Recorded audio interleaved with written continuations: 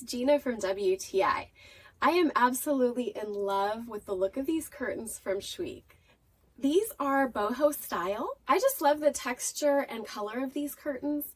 They're a cotton linen blend, and I got white. The tassels on the side are of more of a natural color, like a little bit of a beige, and I think it complements the white nicely along with the extra embroidered look throughout the curtains.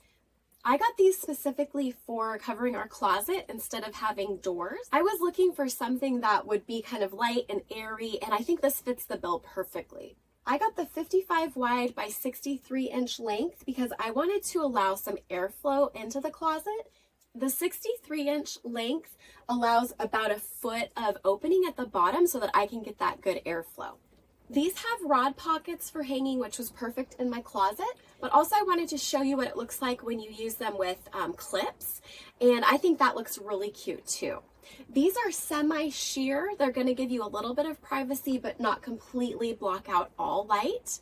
You can see that a little bit of light does come through when I have them hanging in our window area. Overall, I'm so pleased with the quality of this fabric, the way that they look, the way that they hang, everything about it is just super cute, and it was exactly what I wanted.